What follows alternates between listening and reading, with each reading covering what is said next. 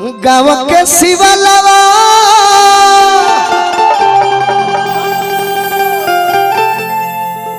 शाम के जरावे चालू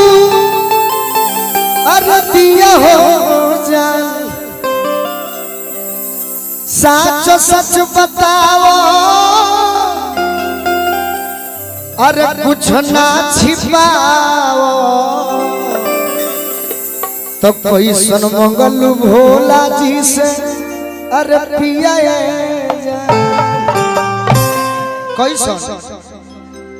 लड़का कहता कि सुबह जालू पूजा करे लय कौन हो पुराना हो कि विरह के अगिया अरे लगल ही तो भोरा में गावली सुना उहे हो पुनः देखो है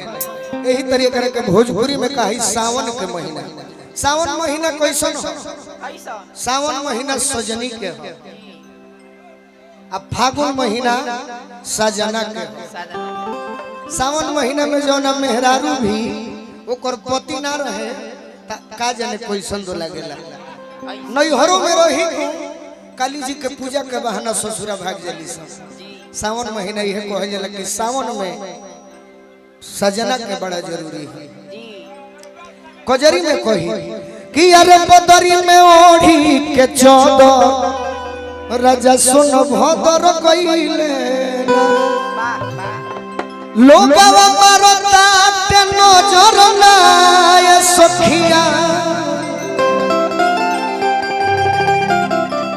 ए सखी हो अरे जुलून जवानी का गो राजा सुन भदर कइले बाकी कहवा देखो एक करे के भाव में कैसे कैसे एक लाइन बहुत तरी फिर भजन अरे कि सुबह जालू पूजा करे गाँव के शिवलवा एकदम गोलू राजा के कट बजे के चाहिए मैं ही कट शाम के जरावे चालू अरे दिया हो जा ए जा सच सच बताओ अरे कुछ ना छिपाओ कोई सन मंगल भोला जी से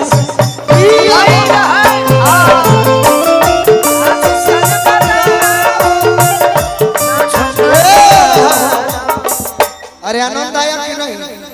थोड़ा एक बार ताली बजा कर बताइए आप साउंड वाले भैया बहुत सीटी मारता सीटी मारे करो के कहा जब मारो जब लोग ना मारी करो मारो अरे सच कुछ छिपाओ कोई सन मंगल भोला